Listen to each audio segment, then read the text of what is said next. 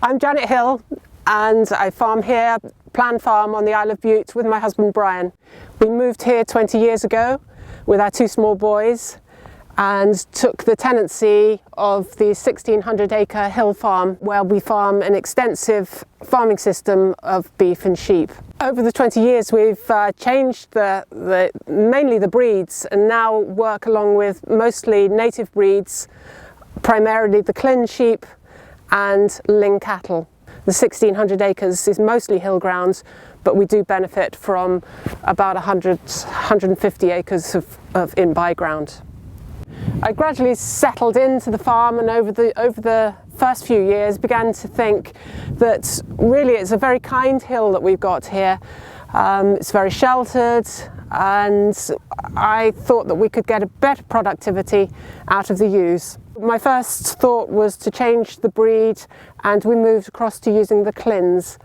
I chose the Clint primarily for its prolificacy, to try and improve the lambing percentage. It's a good maternal breed and because I was keen to keep a closed flock. And using the Clint, it meant that I could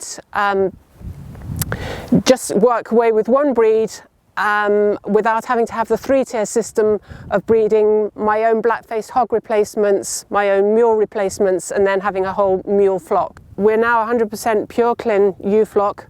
We've managed to achieve a much greater output. We have improved the lambing percentage from 115% when we came here to now scanning at about 185 and 190%. We're now sitting at a barren ewe rate of typically 1%, which is down from 13% when we first came here. Apart from changing the breed, I felt it was very important that every ewe on the farm should be earning her place here. So my main aim, once I'd established my Clint ewes, was to identify the ewes, my best ewes with the good maternal traits. So I've embraced technology and electronic tagging. I record a nucleus flock of ewes and all my gimmers as they go into the flock every year. I spend quite a considerable amount of time in the evenings sifting and analysing the information that I've recorded.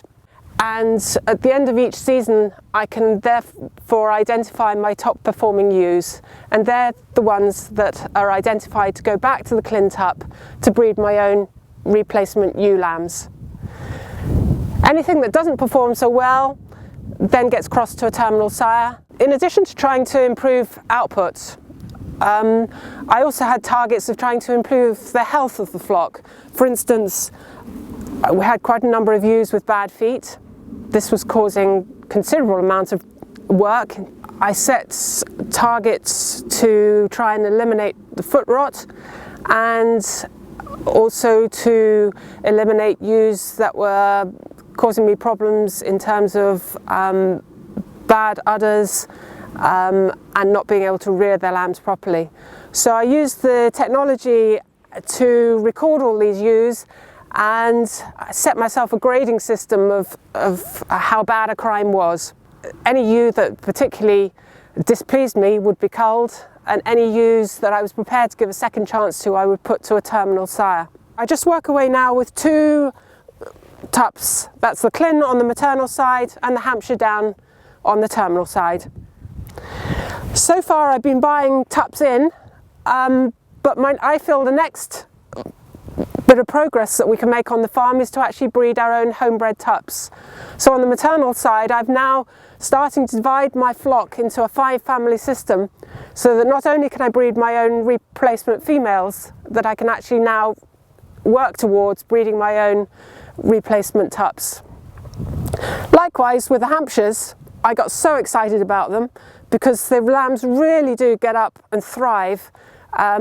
They finish quickly off grass, and I've just been so pleased with them that I've actually bought myself some pedigree Hampshire Down ewes, and as with the Clints, my intention is to be able to breed my own Hampshire Down tups as well.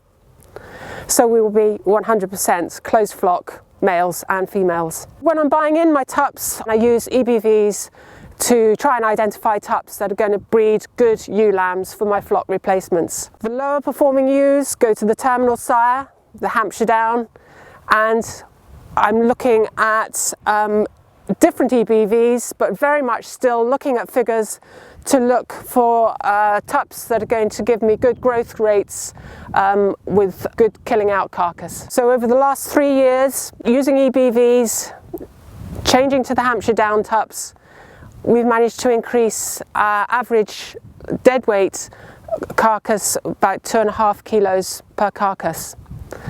And I'm be very excited to look at the 2013 figures, because I'm convinced that we've improved yet again, in fact quite rapidly in 2013, because our lambs have been hitting 22 kilos dead weight quite consistently throughout the year.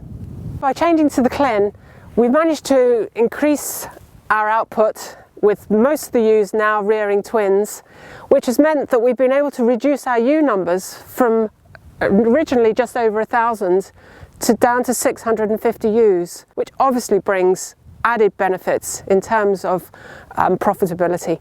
Reducing our ewe numbers has meant that it's freed up a lot more of our grassland for finishing our lambs. So we're able to sell far more lambs finished.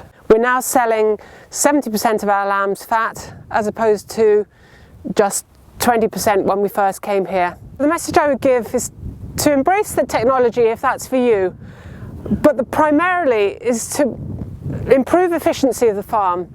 Try and identify the ewes by whatever means. It might be by technology, it might be by just notching the ears, but improve efficiency of every single ewe on the farm, and don't stand for any passengers.